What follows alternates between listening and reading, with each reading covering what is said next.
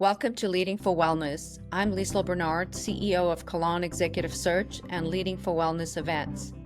Each week, we dive into the journeys of visionary wellness entrepreneurs, uncovering their secrets to success. Get ready for insightful conversations that will inspire you to elevate your business and prioritize your well-being. Let's dive in. I am very excited today to introduce our guest, Dr. Mark Tager, to our episode. Mark is an entrepreneur, a physician, and an educator in the integrative medicine space. So really excited about our conversation today, Mark. I'd love to start out to ask, how did you get involved from being a physician to becoming an expert in aesthetics? Well, I am by training a recovering family physician with a split personality. And the split personality piece of it is that I've got about half of my 40 plus year career in wellness and integrative medicine, and about half of it in aesthetics. And the beauty is that just recently, within the last 3, 4, 5 years, these two fields are merging into an overarching category called beauty from within, or what I call it is inside skin beauty. Yeah, absolutely. And I think this book that you just recently released, Integrative Aesthetics, I'll show everyone a copy of it. It's an amazing book. But this follows your other book that you wrote prior to this called Feed Your Skin Right. So tell me how this evolved Uh, to this latest book that you wrote. that's interesting. So I wrote the two books fairly close together. The Feed Your Skin Right book answers four questions that mainly every woman has asked me since the beginning of time. One, what should I eat? What supplements should I take? What topicals should I apply? And what procedures should I have? So that book attempts to answer that with this inside out perspective, feeding your skin from within. And then when I moved over to integrative aesthetics, I realized it was a much broader category. And it's probably best, the term that's still the best is the term wellness. And, and, and this is for aesthetic practices primarily that want to grow their business and morph into more of a wellness slash longevity, if you will, approach to taking care of patients. And it's also more of a practice management book, which is, where do I start? What do I do? What do I incorporate? There are many things you could incorporate. You could do personalized nutrition, but you could do hormones, or you could do gut skin kinds of things. So there are many opportunities, and it's trying to figure out for that practitioner, where do I start? What do I do? What do I need to know? And that was kind of fun. And so one is the sort of what should I do for personalized nutrition? The other is, well, how do I do it, and how do I expand beyond just personalized nutrition into other areas? Other areas. Yeah, absolutely. I think there's been such an explosion of med spas everywhere, right, over the last 5 to 10 years, and that's sort of on every corner now. But I think, with COVID and everyone becoming more um, aware that they need to take their health and their nutrition into their own hands, I think there's that merging between the med spas and then, nutrition and alternative wellness as well, right? And that's really an exciting development. And how do you see those two merging? And is that already happening in clinics, or do you think this is a new sort of area that's expanding? Oh, it's new, it's emerging, but it is happening. I know, just I've been speaking about this probably, I mean, if I look at just the last 5 years, I used to have a few people in the room when I spoke about it. Now I have a standing room only. So the interest is there, and it's there for a number of reasons on the med spa side. One is they need to distinguish their product from the med spa down the street. They need to be able to obviously stand out, but they also need to deliver a better clinical result. And you can't do that unless you address skin health and beauty from within. Hmm. The other thing is that we're seeing, and you touched on this, is the nature of patient expectations. The younger generations, Generation Z, the millennials, they are preoccupied with their health. This is an important concern. And so they resonate with this inside out approach. And then on the far side, when you move to longevity, then you start off probably around menopause and perimenopause and andropause, and you start moving over with the recognition that if you really want to have great skin, you've got to not just do fillers and toxins and regenerative aesthetics, but you also need to build skin health and beauty from within. Mhm. Yeah, and I think that's a whole, different way of looking at it. I think I'm a big believer in exercise. And I think, you write about that in your book, how important exercise is for skin health as well. But then also hormones, HRT, hormone replacement, especially for women as you age, is super important in maintaining elasticity in the skin, et cetera. And then, obviously, if you go even further into personalized or nutrition, using AI and all the amazing genetic testing we can do, and also mitochondrial health, it's a really, there's so much to it. Can you expand a little bit on that? Yeah, I mean, there's obviously great science, and you've just brought up Mhm. a handful of areas that we could spend the rest of the time speaking about. I'll segue just a little bit there to something that is inordinately practical and affects each and every one of our listeners. Right now, as you sit there, as you sit, we're listening to me and I'm listening to you, between 5 and 10% of our blood flow is going through the skin. 60,000 miles of blood vessels. 99% are these small little vessels. And when you exercise, you are essentially bringing nutrients more to the skin because during exercise, actually, and the loss for heat loss, you might even get 20, 30, 40% of that blood flow going through the skin to dissipate heat. So we spend $186 billion on creams and potions and lotions, smearing stuff on our skin. And we don't think as much about nourishing the skin from within. Now, there's a category that I like to speak to, which is endothelial health. Hippocrates said that all disease begins in the gut, but I think that it really manifests as inflammation when it gets to the specific endothelial linings, the linings of these little blood vessels, and they secrete their own unique mix of cytokines, inflammatory molecules. So then this shifts our thinking to nitric oxide, which is certainly necessary for endothelial health to maintain that, to ways to preserve and protect the glycocalyx. That's a lot of to- big words, Mark. well, endothelial health is the linings. The glycocalyx is this little fuzzy lining that takes place right inside that endothelial lining. It's again the lining, the glycocalyx, they call it, little finger-like projections that come out. And we have similar kinds of projections in our gut as well. We've got these little projections. So we've got the glycocalyx, and then we have CBD.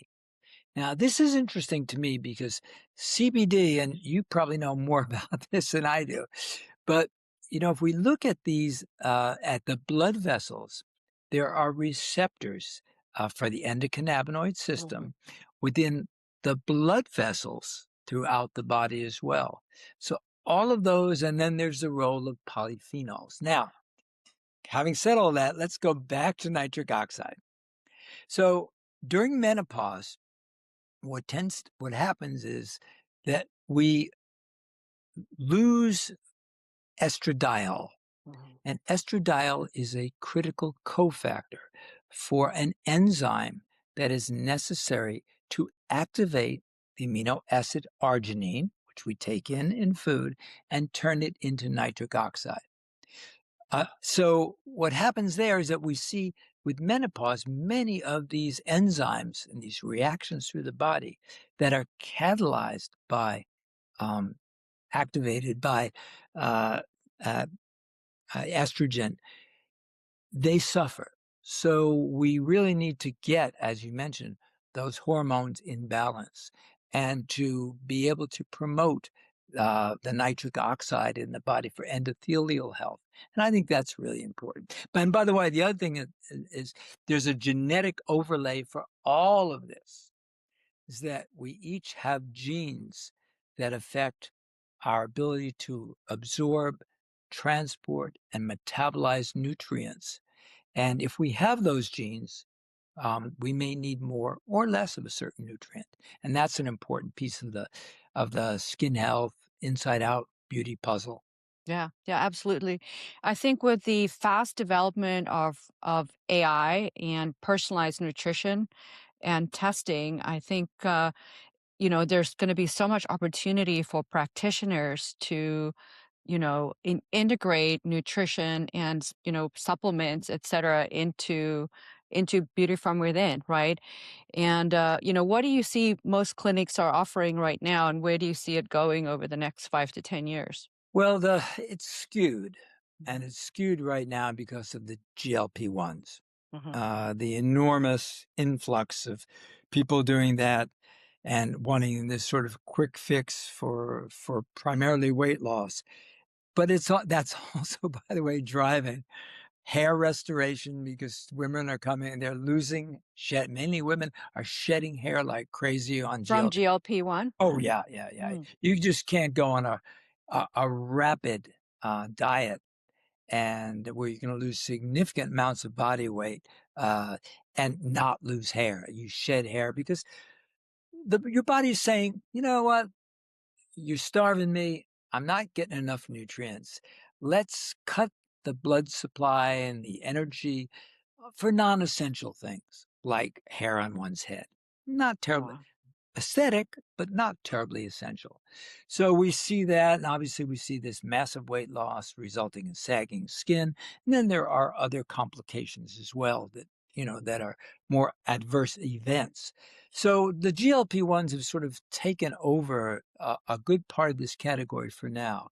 And what we're seeing is the smart practitioner is building a program to look at micronutrients, to look at muscle mass, to look at exercise, to look at stress, to look at skin health and hair. So this becomes one of the nuclei for the hook to bring people in. It's a hook. You're coming in, and I like to think that there are many doors available to get people into a practitioner's waiting room. One of them is the GLP-1 weight loss door. It's a big one. Another Hmm. one is skin health and beauty. The same patient who may not be motivated to change their lifestyle and diet to improve their hemoglobin A1C would be very motivated when you talk to them about the wrinkles they're getting right here from all the sugar that is attaching to their collagen and making that stiff and brittle.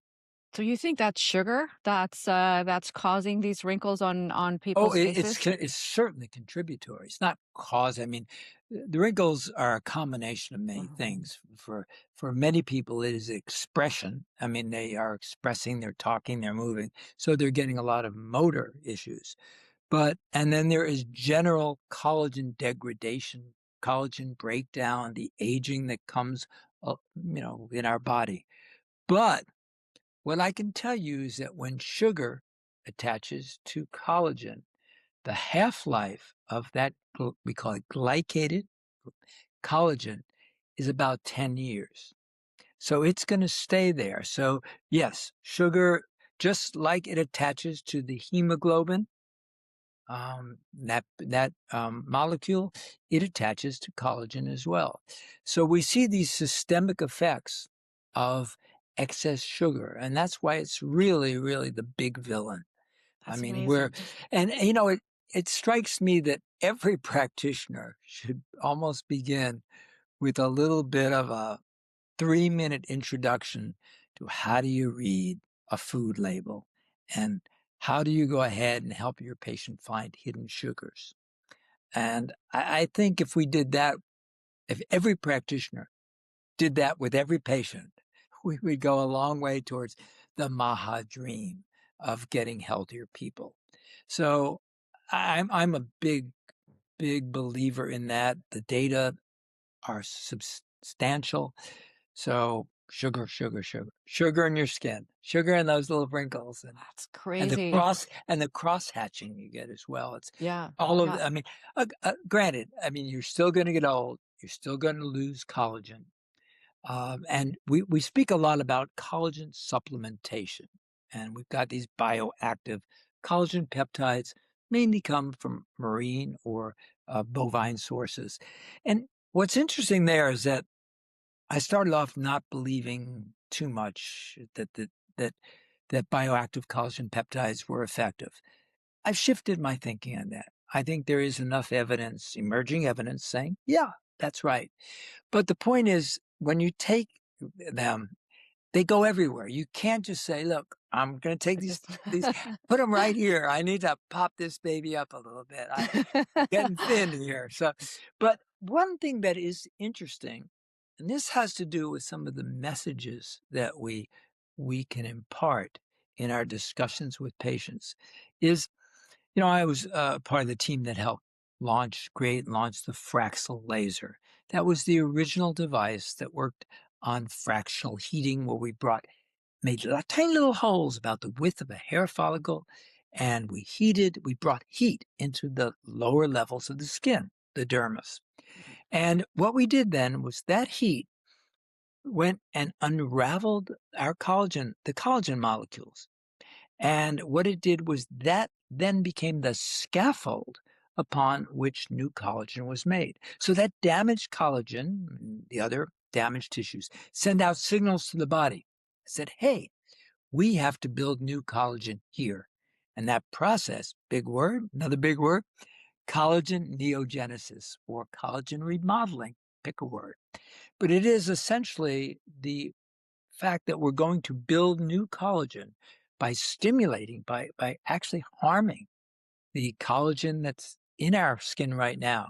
Now, it is my belief, and I can support this, that this is where and when nutrients like the bioactive collagen peptides, like the other minerals you need for the synthesis of collagen. It's not just the collagen peptides; it's iron and it's copper and it's a host of other cofactors.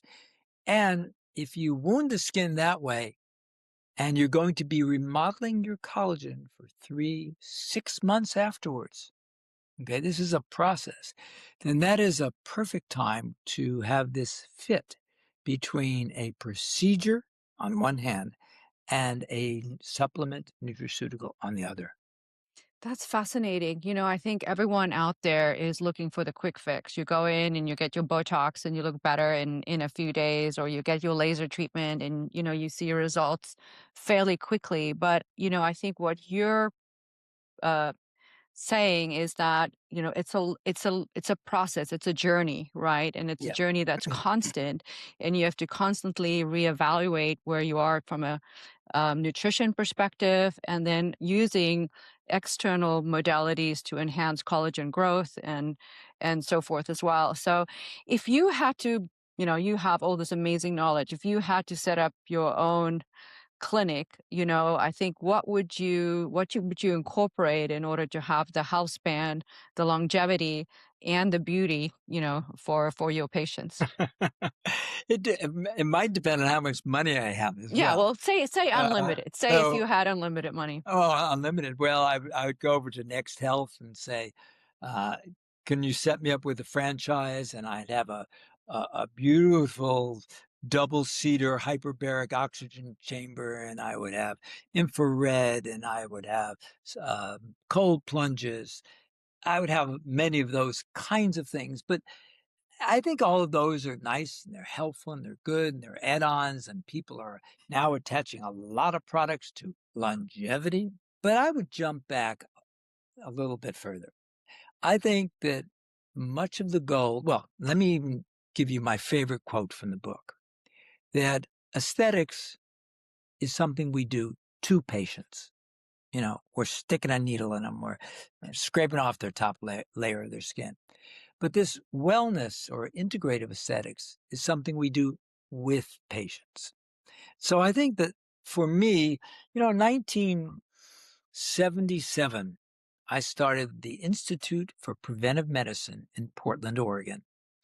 I saw patients for an hour at a time. I had 5 other colleagues, holistic type colleagues. I taught Monday night yoga. And we didn't have the tools we have today, but we had the process. So you've got this process, this whole person process, which for the most part now is moving to a membership model. But there's no substitute for taking the time and energy with the patient to do that great history, to do a comprehensive physical, to understand their social needs. I just produced a documentary on mold, and Andy Heyman makes a good point that, we were never taught to ask about environmental exposure. What is that patient's living situation? So I would start with that as the basis. Now, then I'm going to do a series of tests. Most of them are easy to do. They're going to be a buccal swab. There's going to be a finger stick or a venipuncture. There's going to be some urine. And we're going to go ahead and get the biomarkers that today you can just spend money and get tons of them. I mean, you get a lot of them. Okay. I don't know if you need a lot of them, but I think you want to look at hormones. You're going to look at vitamin and mineral status. You're going to get a snapshot of the gut and gut health. You're going to look at, check the urine for metabolites, et cetera, et cetera. So there's a body of testing that you're going to do. And then what happens is you're going to make a plan with that individual. And that plan involves, how can I support you on your journey? And so that's the piece where I think membership plays a role. It's interesting to me. And one of the models that I really like, that I would do tomorrow if I set up my clinic, is the model of the shared office visit or the group visit. And do what Shilpa Saxena talks a lot about, which is taking patients with a group of different sort of diagnoses, but the common root cause, and bringing them together with education and support and sharing, and all the way while, by the way, pulling them aside and doing a short history and physical checkup with them. So I think I would do that as well. What I would also do in my practice, and I'm retired now, so I'm not, this is just advice, I would have a good number of little talks where I could bring patients in and speak to root cause issues. I think that's really important. And then when it comes to more sophisticated things, would I have a red light panel? Yeah, probably. Would I have hyperbaric oxygen? Maybe. Would I have a cryo? Nah, I hate when my toes are cold, so I probably wouldn't do that. So there's a lot of gadgets and gizmos, and am I going to do therapeutic plasma exchange? I probably wouldn't go that far, but some people are doing it. But I learned to be adept at injections. Would I be offering peptides? Obviously, peptides are the big hot thing. So I think, having a certain mastery there of peptides is interesting. They don't cure everything, but I think they have their place. And, you're going to start with the fundamentals of hormones. And for me, it's diet and exercise. And that's the hard stuff.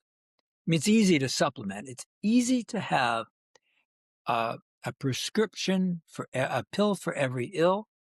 And it's easy to have a supplement for every symptom. I was at a talk recently, and this practitioner gets up and said, I put my patients on a lot of supplements. Really? Does that mean that they understand exactly what they're taking, why they're taking it? What's the rationale? Is it based upon their blood markers, their genetics, their lifestyle, their stressors, etc. So I don't know that it's a lot of stuff. Sometimes less is more. But I can tell you, if you could get someone moving their body more, having their mind calmer. Now, also, I'm a big fan of vagus nerve stimulation. Mm-hmm. The Truvaga, the non-invasive device at the neck. I think along with my colleague Peter Stotz, I run the Vagus Nerve Society. We co-founded that, and we've got about several thousand practitioners in 72 countries looking at the science of vagus nerve stimulation. So I think that's fascinating, and that's missed.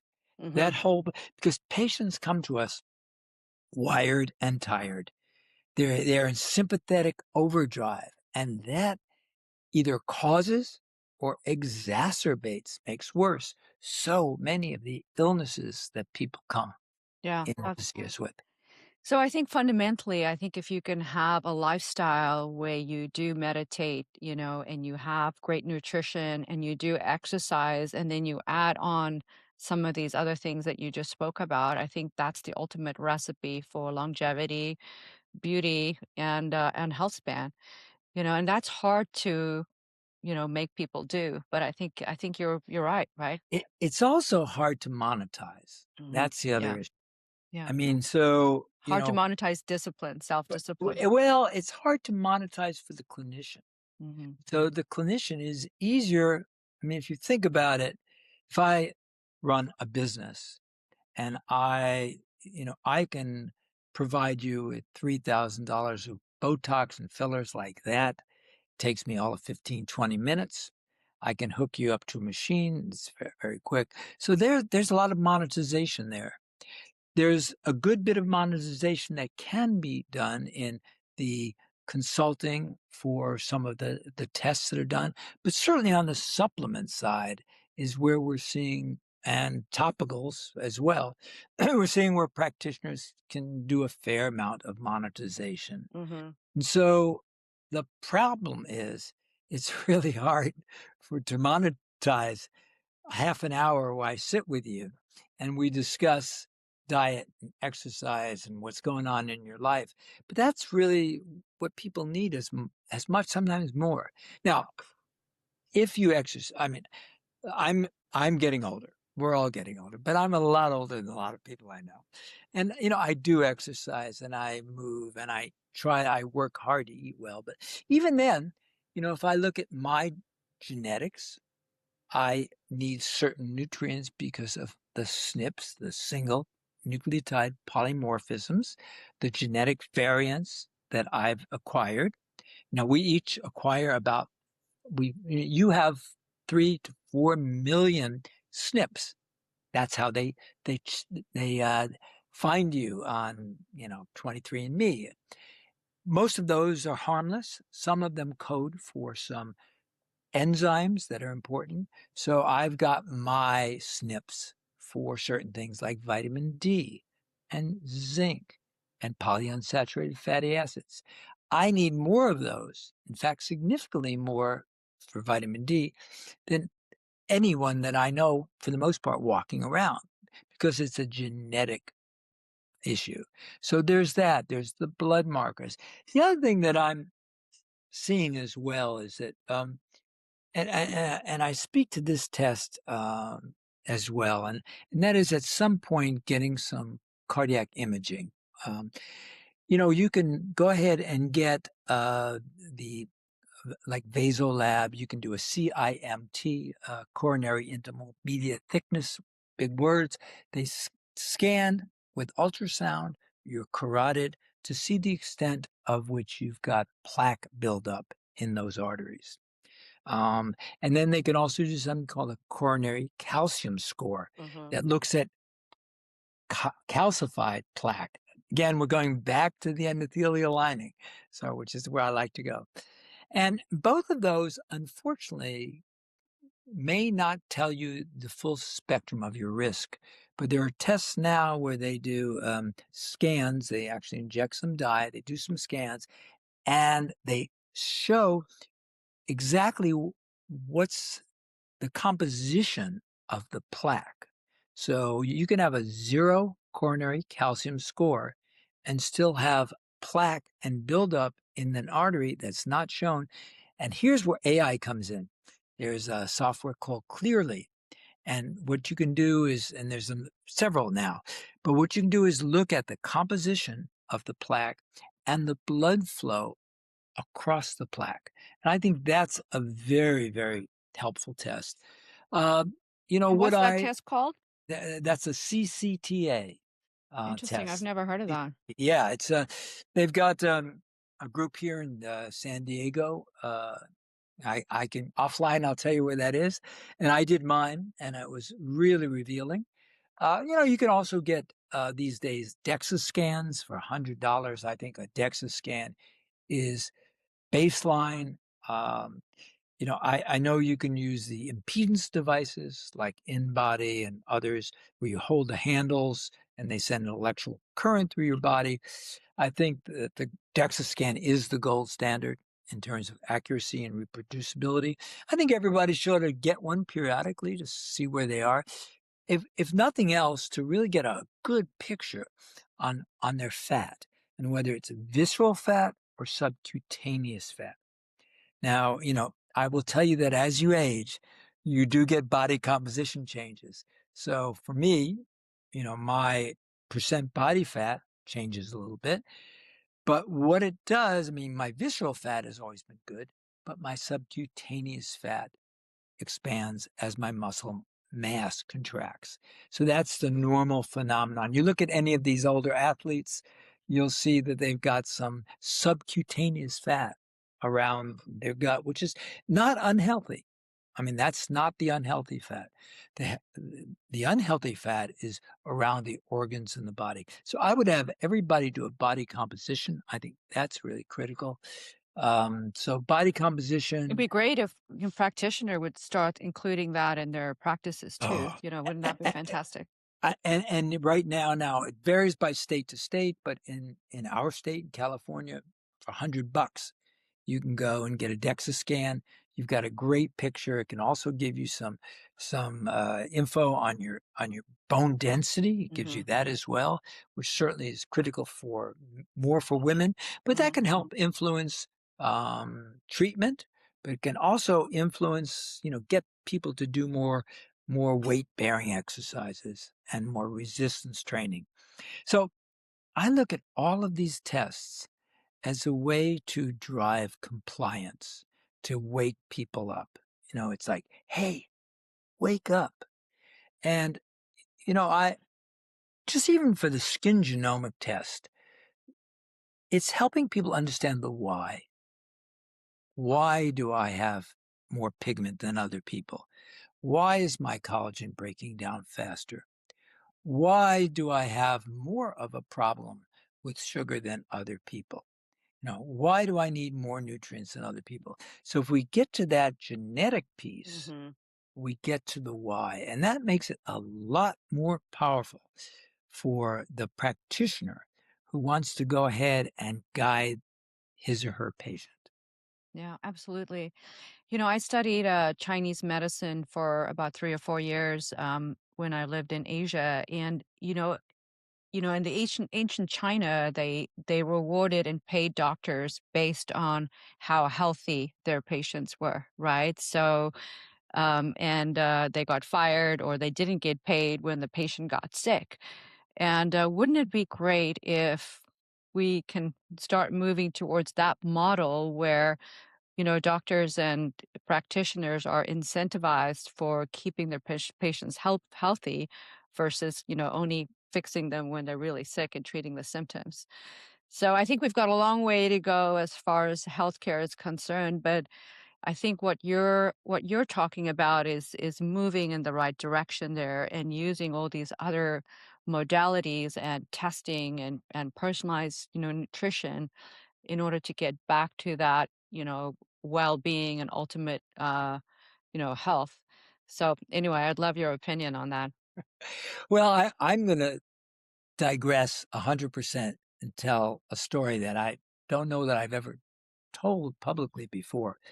But in the early 80s, I was doing a documentary with a colleague called Cycling Through China. China had just opened up, and we were a group of Hollywood stars, Ben Vereen, Kate Jackson, a host of other, all on bicycles, How riding through fascinating. China.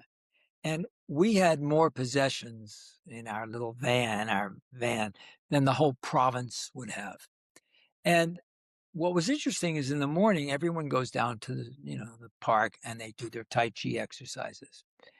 Now, remember, we are the first Westerners that these people have ever seen. So I can tell you that if you just would walk in the street, you'd have 500 people around you. If you did anything interesting, you could have a crowd of 1,000 people. So I'm in Fukin, and in the morning they're doing their Tai Chi. And it was the same form, the Yang form, that I had studied.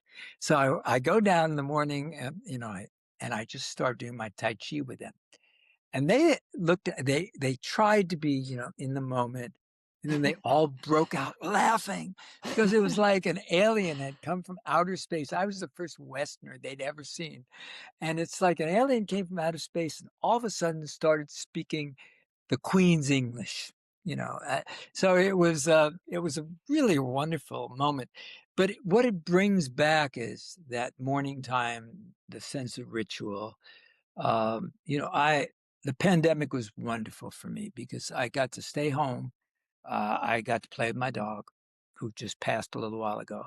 Mm. But I got into gardening, and now every expert saying you got to get out in the morning. The light's good for you. You get the circadian rhythm. So what it does for me is get me out in the morning. Now my dog's no longer with us, so I can't take her out, but I go out in the garden, and this morning I picked weeds and I did a little bit of planting. A few things needed some watering. So there's that nice sense of balance, I think. And I think for me, that's gotten me out a little bit more in the mornings and provided a great sense of balance. Yeah, absolutely. I think that time in nature is so important for everyone, and seeking time to be out in nature proactively, I think is key. I always come back to we talked a lot about nutrition and all these modalities and so forth. But I think, there's a big component, and you mentioned in your book too, about epigenetics and our mental state and how we have the ability to change our bodies and, so forth with our mental state. And I think that's still an area that's left out in the well-rounded aspect of wellness. And I think, hopefully as time progresses, that'll be incorporated into meditation and being out in nature and making time to be in morning sunlight. So, yeah, So the issue is, what is it that's going to turn on or turn off certain genes? And that is epigenetics. So if you have a gene that predisposes you to Alzheimer's, you are more vulnerable. Is there an activity, an action, a lifestyle factor, a critical moment, is incredible stress that somehow flips that switch for you and creates disease? And that's, I think there's a lot to be learned there. But again, I'm also going to say, looking at all the telomere shortening as well, they're life events, and they're diet and exercise and stressful events and how you perceive and interpret stressors, the extent to which you are in sympathetic overdrive, which is stressing the body, or you've got more parasympathetic tone and balance to your life. So I think we're going to find that this is all great science, but what is it going to come down to? It's going to come down to some of the same factors of what do I do? Okay, I know this now. Great. I've got this. Okay, this great epigenetic test. But for the most part, you're going to be doing stuff you need to be doing anyway. yeah, That's just my take. yeah, absolutely. Coming back to the present, right? That's underrated, definitely for sure. Yeah, there was I play a little guitar, and many, many years ago, there's this group, the Incredible String Band, and they had a little piece. and the lyrics of which stick with me. I'm a terrible vocalist, but it went, this moment is different from, this is the refrain. This moment, it's different from any before it. This moment, it's different. It's now. And I remember one more verse. And if you don't kiss me, that kiss goes untasted. I'll never, no, never get it back. But why should I want to? I'll be in the next moment. This moment, it's different. It's now. So that's my take on presence. And from the incredible string band back, I don't know, way back, 60s probably. That's amazing. I just love all these little things that you can bring into the conversation. I could talk to you all day, Mark. You're one of the most fascinating, interesting people I know in the industry, and I just love how diverse you are, from making movies to writing books to educating to being on stage around the world. So thank you so much for all of all you do for the industry, and for the amazing knowledge that you share and bringing it all together, especially in your latest book. If anyone wants to grab a copy, especially if you're a practitioner, this is a must-have. And can you tell where people can connect with you? And Yeah, so you can hit me up, professionals. I like LinkedIn because, mhm. then I can always find you, and that's a great way. I do have an Instagram handle at drmtager, but that's not a good place to leave me messages or connect up with me. You can email me at contact@drtager.com. And my latest two books are both on Amazon, so you can grab them, and hopefully you'll enjoy that. And if you want to hit me up, LinkedIn is a good place, or contact@drtager.com. Anything sort of comes up for you, any ideas you'd like to kick around, I love talking to practitioners. Fantastic. Thank you so much for your time, Mark. It was wonderful to have you here. Liesl, always a pleasure. Take care. Thank you for tuning into Leading for Wellness. This podcast is powered by Leading for Wellness CEO and Investor Events and Collagen Executive Search. If you enjoyed the show, please rate and review us on your favorite social media platform. And to learn more about our services, visit leadingforwellness.com or collagensearch.com, and follow us on Instagram as well.